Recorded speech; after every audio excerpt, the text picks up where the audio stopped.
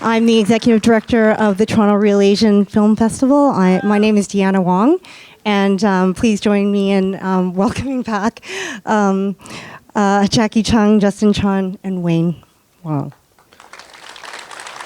Actually, I just want to say one thing real quick. I should have said in the introduction. This is a very slow film. When I was doing all the studio films in Hollywood, a lot of times it would preview really well. It would score really high, but the studio would say, you know, take out every moment that doesn't do anything, or take out every frame that, you know, is not necessary. So you have to go through a pass where you cut out everything. And then I started seeing my doctor because I was having a tough time breathing. My doctor just says, you know, you have to relax and really learn to breathe again. And that's when I realized that a lot of these films, they push you so much, and they push you to think a certain way. So, and now that I'm kind of older and I'm sort of retired, I can afford to do a film where I can take my fucking time. I want you to breathe. I want the film to breathe. And I want you to think about your own life and what happens with your own life rather than me manipulating you how to think. So thank you. Am I supposed to say something? Yeah. It was a really funny comedy. Had a great time watching it. I really enjoyed making this film with Wayne and Jackie, and you know, when Wayne called me about this, I was instantly, you know, it was a resounding yes, and you know, Wayne is such a, you know, an OG in this whole filmmaking, you know, world that I felt like I could learn something as an actor, as a director, and the thing that struck me the most was his enthusiasm and his spirit, and I felt like, wow, after all these years, you know, being on all these sets and hundreds and thousands of hours making films, he still approached it with the joy of like a 10-year-old. And I just really couldn't believe that, because, you know, even me, I'm a lot younger and I'm jaded. I'm like, well, fuck this shit, you know, I want to get off this set or whatever. But he was so enthusiastic, and you know, when we did a great take or whatever, we'd give each other high fives, and it was such a, you know, this film really to me has such a special place in my heart, and just even beyond what you see on screen, just as an experience, I'll always remember this film. Oh, I have to say something? Okay, I will speak now. I mean, how many actors get to work with these two? It was just such a thrill and a joy, and I think everything that Justin said is true, that Wayne was incredibly energetic, and I think what was exciting was that it was really collaborative, and you know, we tried lots of things, and Wayne was open to seeing where things would go, and Justin was always super present and ready to play, and so I don't know, I just think it was really beautiful, and I'm really proud of it.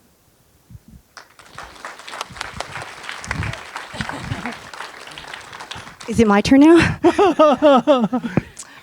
So I actually just wanted, so congratulations and thank you so much for sharing this world premiere with us here in Toronto. And thank you to TIFF for inviting Real Asian to be a part of it. My first question to you is, as was mentioned earlier, this is based on Chang-rae Lee's short story that was in the New Yorker. And I was interested to know how, Wayne, you had come to collaborate with him. Well, actually, I started working with Chang-rae on another book of his called A Just Your Life.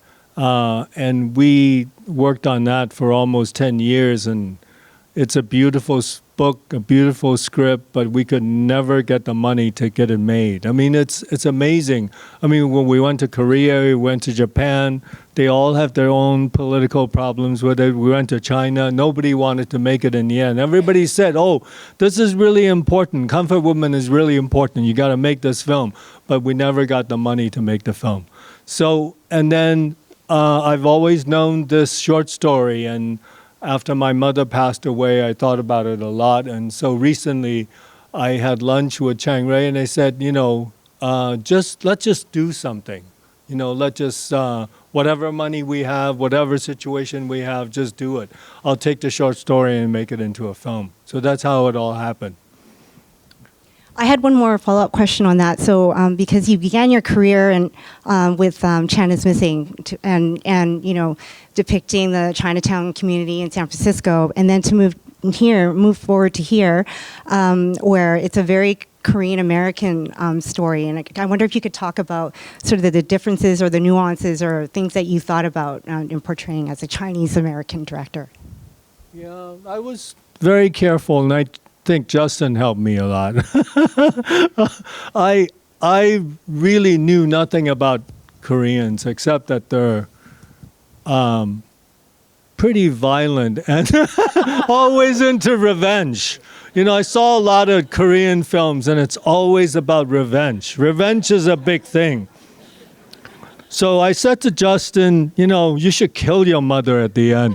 No, I'm kidding. No, I'm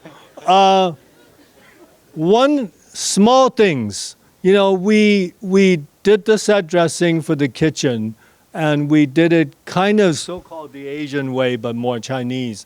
And then we got a consultant from a Korean chef called Chang-rae Lee, who's actually a wonderful 3-star Michelin chef. He came in and she said, this is all wrong. The Koreans don't use these spices. The Koreans don't store rice this way. The Koreans don't do this and that. So those are the kinds of little details that we did to try to make it more Korean. And obviously Justin sort of brought a lot of, things himself to the character. And I think with the Chinese family, maybe the anger would be more suppressed in a sense. But, Justin really felt that, he wanted to let these emotions out. Maybe you can talk about that scene, because that scene really kind of came out very organically. Yeah, I'm just really fucking angry. No. I just felt like, it's hard to generalize, but I feel like Koreans are they're like, they I don't know, they say what they say, the Italians of the East. They can be very expressive and very hot-blooded, and you fight hard, but you make up hard, and it just rang very true to me. But I had wonderful Jackie to play off of, and I really felt in the scenes that just naturally we built this sort of rapport and just a wonderful relationship that I felt comfortable enough to be able to do that towards the end. And I felt, as you guys saw, the film is quite paced and quiet, that I felt, having acted that the whole film, I just wanted some sort of release. Yes, that scene was a surprise to me as we were shooting it.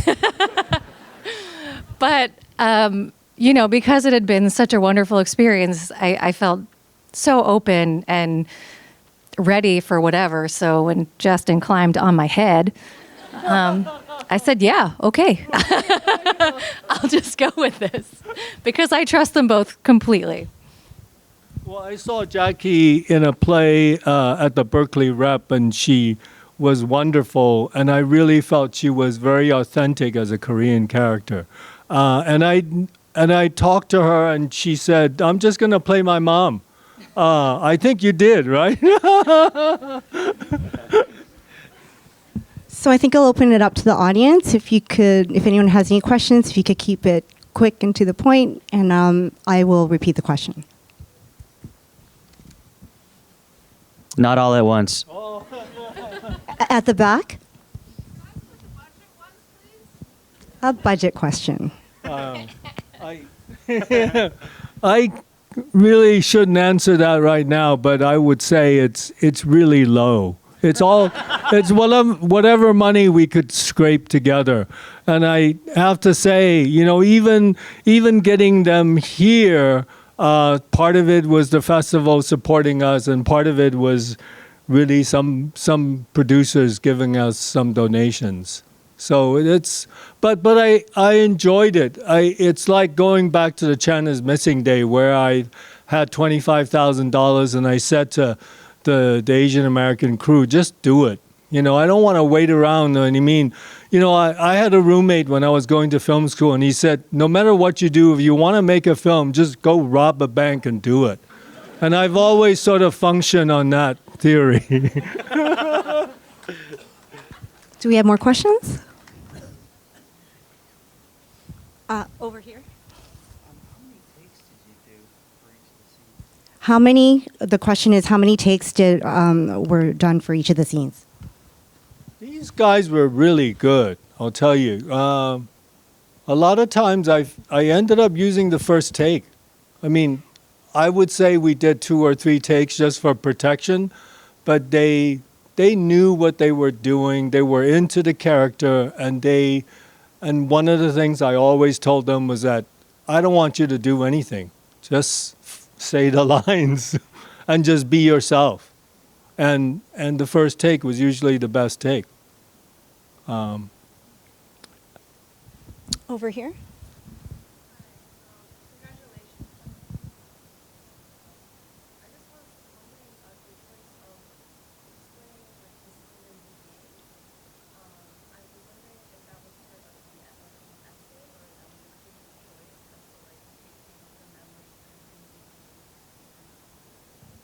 The question is about depicting the scenes in vignettes. Was that what was behind the choice to do it that way?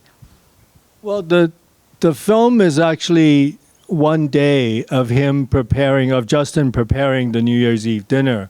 So it goes back and forth to that. And in between, there are memories, which are slightly more warmer colored, but they're not, overtly that way, because I think it's pretty obvious that they are memories. So basically it's just, cooking, preparing the meal for one day, and then all these memories that come up while he's, preparing this meal. It's a pretty simple structure. Yeah. I think we have time for one last question. In the balcony. Okay. Go ahead. Balcony. Okay.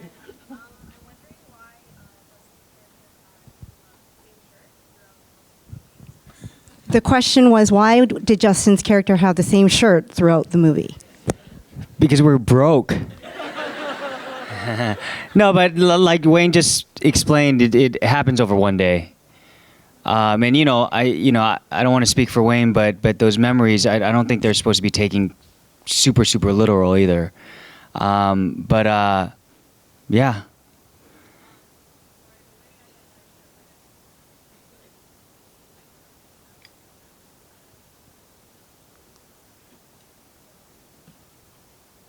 Oh, that's a Wayne question.